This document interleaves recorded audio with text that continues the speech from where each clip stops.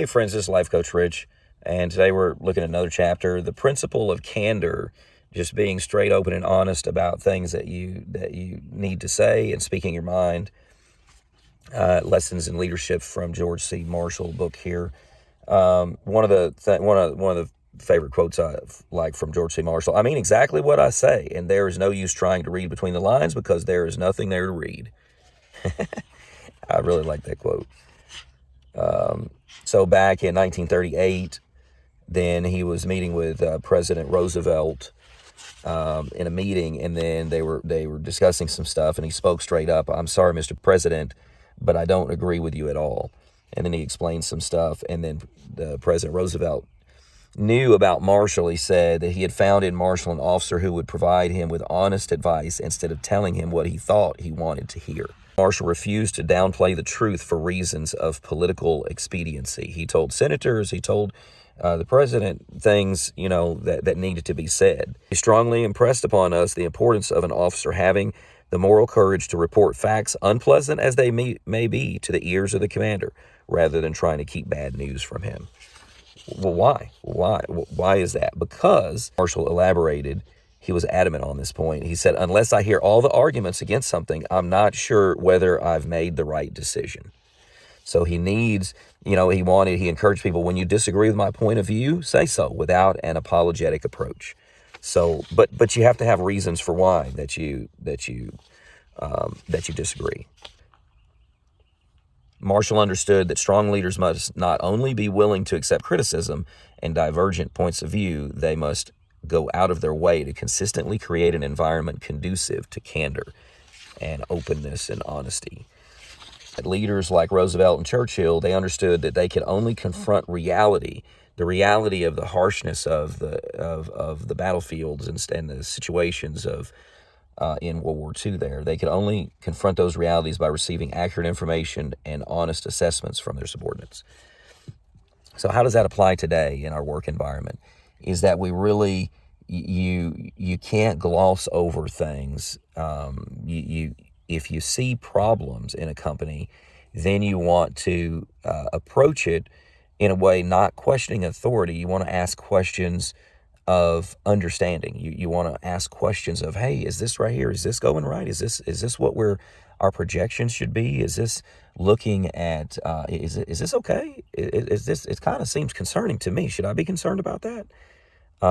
This is kind of why I don't think that would be right, but let me know if I'm wrong.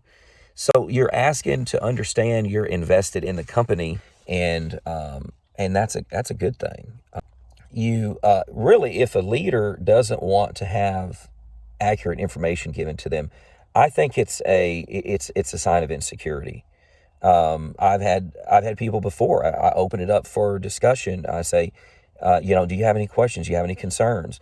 And then some people have said straight out, "Hey, I think we're doing a bad job here." And that, some of the stuff that they brought up, then I agreed with them. Absolutely. We're not doing a good job there. We need to do a better job, and we're trying to get things in place to make that happen. Thank you for bringing that up. And if it was something I wasn't aware of, I can't fix a problem if I don't know it exists. So if we see a bunch of stuff that's bad, but we never communicated, how is it going to get better? So we want to be a part of that. You've heard that before. We want to be a part of the solution, not the problem. I think we're part of the problem whenever we're sitting there looking at things and just wallowing in, "Oh, this is so bad," and we're just complainers, and we're not looking to make anything better, and you're also not telling anybody about it. You're just, "Oh, somebody will figure it out eventually, and I hope they do," and so you're just part of the problem, really, because you're not doing anything. You're not taking initiative. You're not being part of the solution. You're just part of the problem. So how can we be more part of the solution this week? How can we speak our mind in a way that's balanced?